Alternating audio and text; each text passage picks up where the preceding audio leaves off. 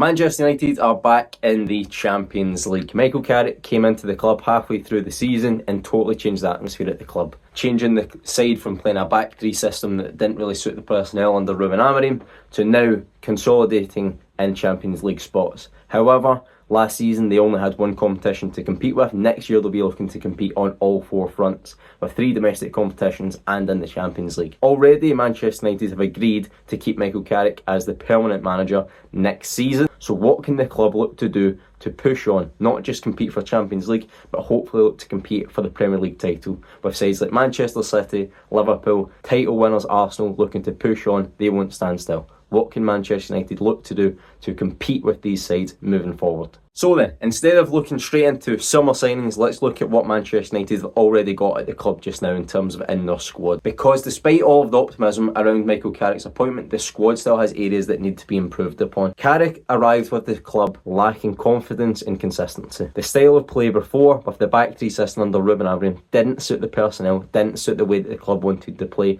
and that showed on the on-pitch performances. Michael Carrick came in, changed to a back four, went to more of a 4-2-3-1/4-3-3 system, which suited the personnel, went with a more transitional, really exciting approach, which then fed into the crowd and then totally changed the atmosphere at Manchester United. As said previously, when Michael Carrick came into the club, his goal wasn't to win the Premier League halfway through the season, it was simply to get them back into the Champions League and competing, and that's exactly what he done. Almost immediately, United looked far more controlled in and out of possession, more aggressive without the ball and more controlled with it. The football became quicker, more progressive and far more enjoyable to watch. By the end of the season, Carrick had Manchester United in third position, a Champions League spot, playing an exciting brand of football. But looking beneath the surface, in last season's statistics as well as in the squad heading into next season, there are still areas which can be improved upon. In the goalkeeper department, new signing Youri Tielemans made that position his own. In previous seasons, the likes of Andrey Santos and Altay Bayindir not doing enough to lock down that position for themselves consistently. In the Premier League last season, Youri Tielemans put up a 66.9% save percentage, which ranks around mid-table. He was 14th in the division for that statistic. However, it was in his XG against versus goal conceded data where he really outshone his opponents, only ranking behind Man City's Gianluigi Donnarumma for that statistic. Altay Bayindir and Tom Heaton are still going to make the club next season as number 2s or number 3s. Luke Shaw put up the most Premier League starts in his career, starting all 38 games. However, due to his historic injury history, as well as not having a clear left back behind him to compete and be the long-term heir in that position, a backup / competing player could be an area of development for Manchester United this season, with Patrick Dorgu playing in more advanced areas more successfully, young players like Diego Leon and Harry Amas not being ready to play in the Premier League at this moment in time. Last season, Lenny Yoro and Harry Maguire were Manchester United's most used Premier League centre-backs. Behind them, Matthijs de Ligt and Lisandro Martinez didn't have their strongest seasons, however that's still a very strong core 4 centre-backs for Manchester United next season. Along with that, it seems that Aidan Heaven will be departing to go on loan, most strongly linked with Ipswich Town. However, with Kieran McKenna departing, it's interesting to see if that transfer will still go through. A loan for the young centre-back would still be very good for his development. Finally, in the back line, Manchester United still have Diogo Dalot and Nusayr Mazraoui in that position looking to compete. Diogo Dalot is more of the starter, but either way you've got some really strong options there, both of them able to play on the right hand side as well as competing on the left. The midfield still lacks balance, however, especially with the departing Casemiro. Bruno Fernandes remained the beating heart of the Manchester United team in terms of chance creation, easily being the side's most creative player. However, this reliance on the number 10 might lead to issues next season competing on all 4 fronts. So, providing balance behind him is a key area of development for the squad next season, as whenever Bruno had a quieter game, that would reflect in Manchester United's team performance overall. Key individuals like Matheus Cunha and Bryan Mbeumo were key in developing the squad and moving them further away from the reliance on Bruno Fernandes. However, a couple additions in the midfield and in the front line, as well as the reintegration of a forward last season being out on loan, could be key in progressing Manchester United to more of a title contending squad. As mentioned, Casemiro departing is a big loss for Manchester United. However, it was the right time to move on the Brazilian international. At the moment, Kobbie Mainoo doesn't have a clear partner in the squad, with Mason Mount and Emmanuel Ugarte not being at the level to play in the Premier League consistently enough. Aston Villa midfielder Youri Tielemans will be joining for £35 million. as well as Chelsea midfielder Andrey Santos, who will be joining from the Blues for around £50 million. So before we head on to the front line, let's see what those two signings have to offer at Manchester United. Carrick wants Manchester United to dominate possession. However, possession without penetration is pointless. You'll keep the ball in your own defensive third and won't build out consistently enough. However, this is where Tielemans excels. Last season, he averaged 29 passes into the final third per 90. The Belgian midfielder ranking in the top 10 percentile for Premier League midfielders in terms of progressive passes, further suggesting that he'll be able to allow Manchester United to dominate possession more, not just in the defensive half but in key attacking areas more consistently. Meaning that the Belgian international isn't looking to just keep possession, but he's looking to break opposition defensive lines. Although he only registered 4 assists last season, the underlying data tells a different story. Tielemans created 24 key passes last season in the Premier League and consistently generated opportunities for his teammates in the final third. Tielemans also ranked in the 95th percentile last season for fouls won in Europe's top 5 leagues, suggesting that when receiving in tight areas under pressure, Tielemans will either outwriggle his opponent and play into attacking areas or win a foul.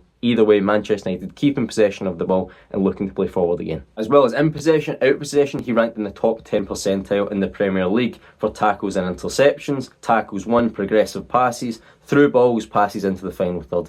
Key points of data that sides like Manchester United will be looking at to dominate more consistently in possession by being strong out of possession. Manchester United in the past have heavily relied on Bruno Fernandes in terms of chance creation. However, Andrey Santos showed in his spell on loan at Strasbourg that he could be a key chance creating midfielder for Manchester United, as well as in his time at Chelsea shown that he can be used in deeper lying areas to help build and support play from that double pivot. During the Brazilian's loan spell at Strasbourg, he scored 10 goals in Ligue 1, an outstanding spell for a midfielder in their first couple of seasons in professional football. Late runs into the box, as well as picking up dangerous areas in and around the edge of the area, makes Andrey Santos a really interesting option for Manchester United in the final third. Unlike Casemiro in his prime, Santos isn't an out-and-out number 6. He's more of a progressive 8 that can do a lot of different roles in that system. He's been used as a 6 at Chelsea, as an 8 and as a 10. More used as a 10 at Strasbourg, but still featured in there at moments at Chelsea. What he'll look to bring to Manchester United is his aggressiveness in the press, looking to recover possession quickly, looking to carry the ball forward, as well as arriving in the box with late runs to score chances himself. This isn't exactly the type of midfielder that Michael Carrick has used too often at Manchester United.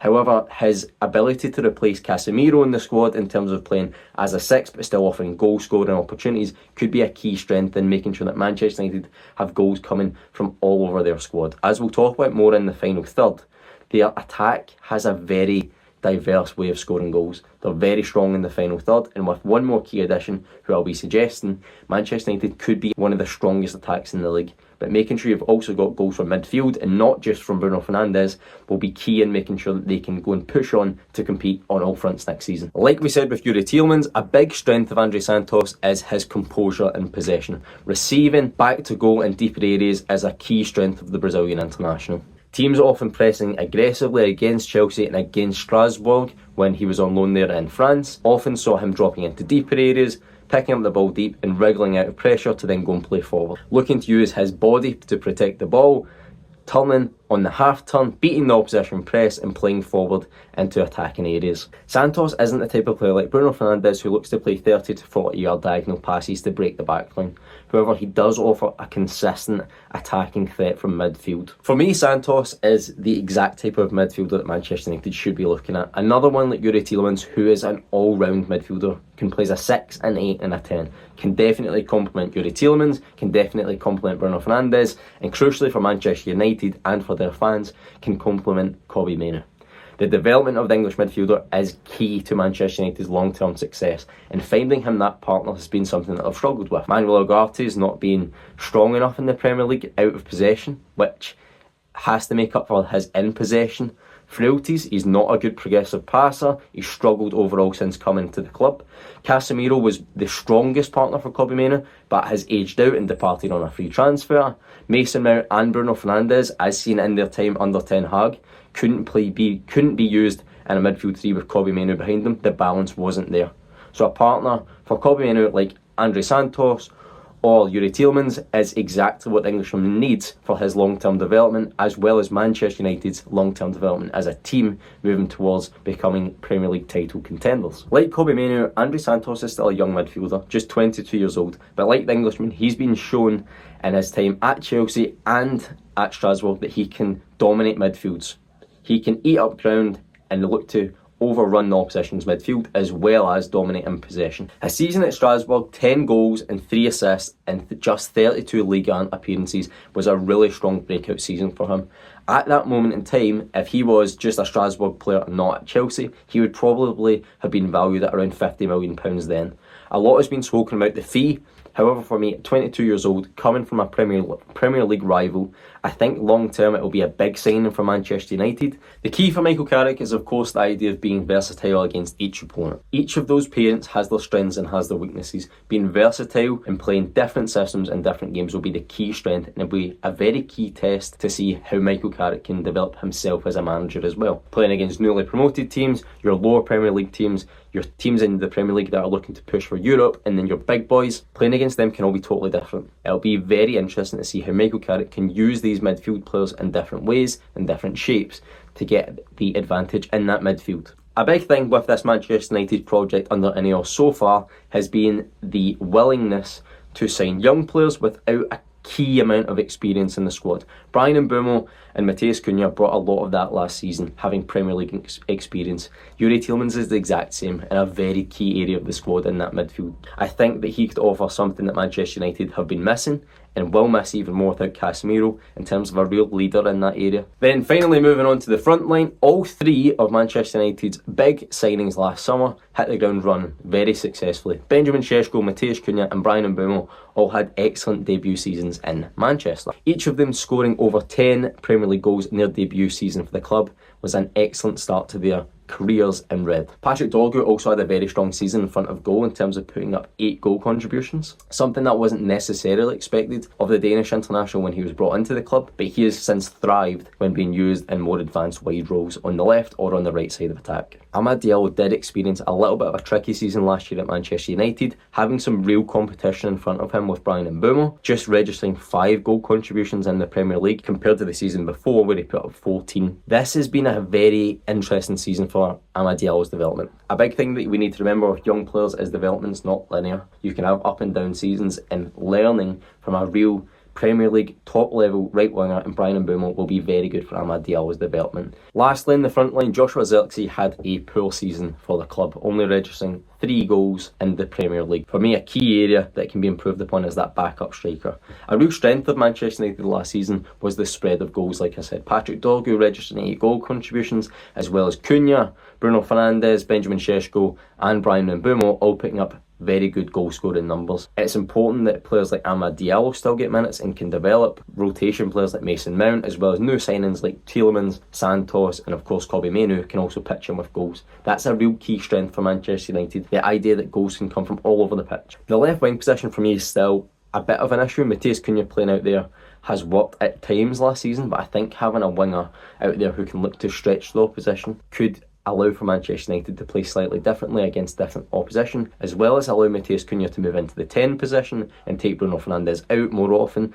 to save his legs a little bit more, as he is another year older. The key interesting thing for Manchester United is with Marcus Rashford. Obviously currently with England in their World Cup campaign, Barcelona have opted not to sign the Englishman for their £38 million buy option. Instead, they've opted to sign Anthony Gordon from Newcastle as well as Karim Adeyemi from Borussia Dortmund. So according to reports, Michael Carrick will be willing to bring Marcus Rashford back to the club next season. With this, it's very important to see what form of Marcus Rashford Manchester United will get back. Is it going to be a Marcus Rashford who's willing to go and compete, not start every game, but willing to compete for minutes and compete on all fronts for the club? If they get that type of player back, I think it's a really strong option. I think it's exactly what they need. And for me, I trust Michael Carrick to get that out of Marcus Rashford. They've played together, they've worked together previously. I think if you can get the best out of Marcus Rashford, it allows that Manchester United side to develop further, as well as having that different option, like I said, on that left wing. It's important to say, in just under 1,800 league minutes in Spain, Marcus Rashford did register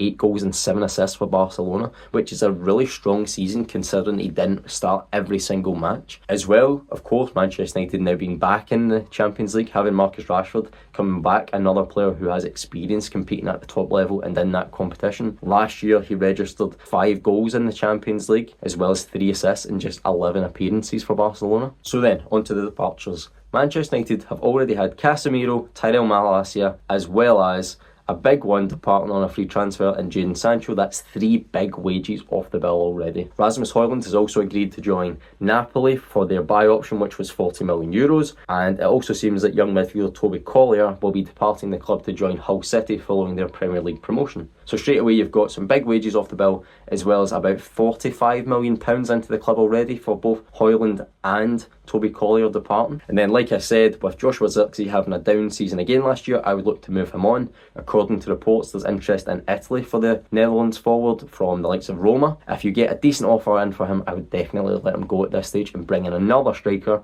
to come in and compete with Benjamin Šeško in that front line. So then, on to more transfer signings. We said that Manchester United could bring in a left back to compete with Luke Shaw more consistently and be a long-term heir in that position. For me, a really strong option there would be from Newcastle. I would look to go bring in young English fullback Lewis Hall. Hall is exactly the type of player that Michael Carrick would like to work with at Manchester United. Young, hungry, comfortable receiving, under pressure, having experience in that Chelsea academy of playing in midfield. He's really strong in build-up play, offering Manchester United another really key option when progressing the ball forward into advanced areas. A huge reason why Lewis Hall was used so consistently in Newcastle's Champions League campaign and across their Premier League season was this idea of him being really strong in the build-up, as well as being able to contribute in attacking areas.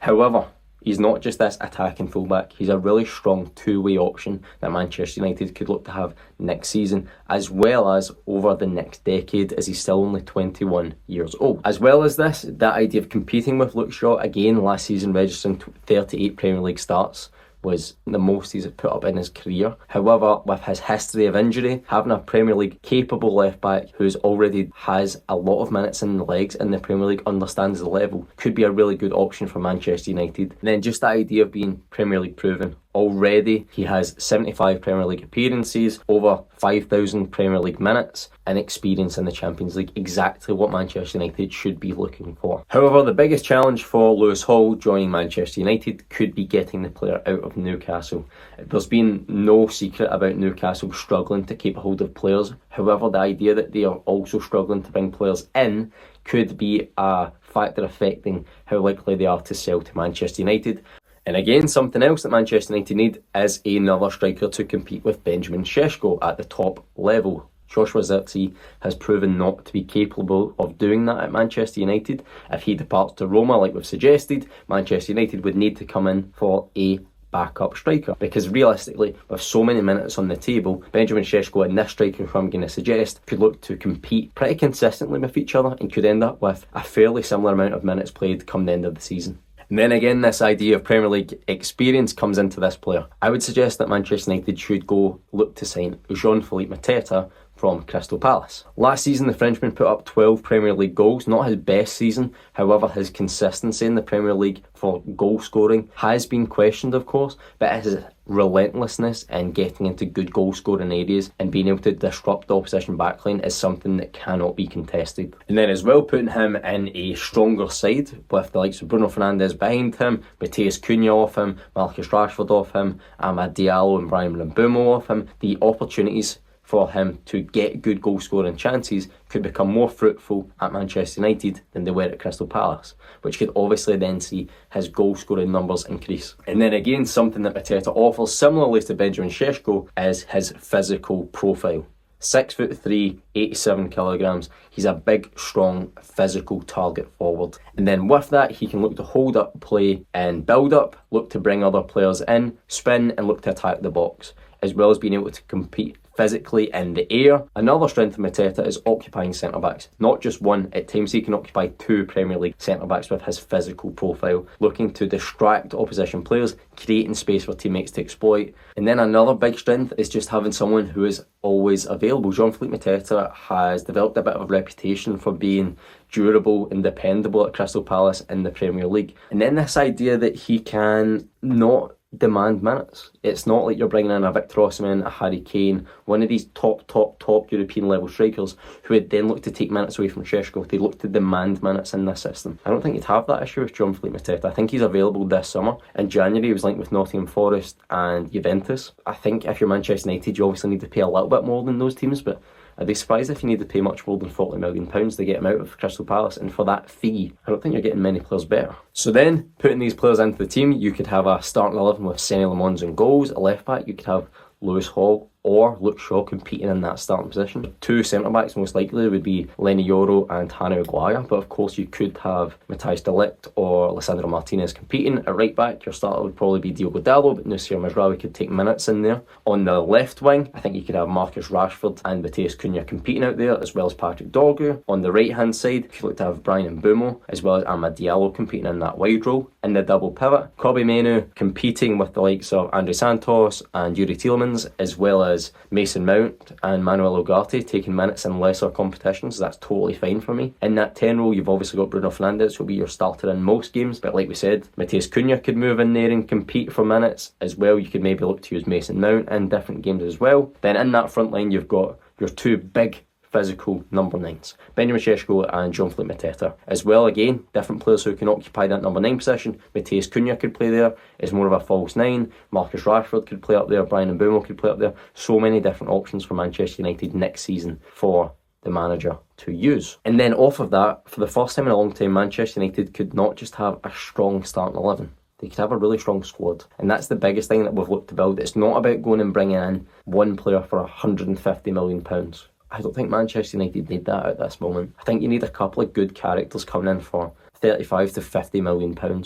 Maybe a little bit more for Lewis Hall, but I don't think you need to be going and spending absolute fortunes on players. I think it's just about tying this squad together, allowing them to develop a little bit more and push on to become what Manchester United can be again, competing for that top Premier League title and competing in the Champions League.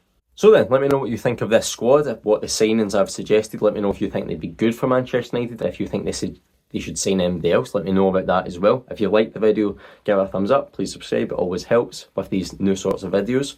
But yeah, thanks for watching.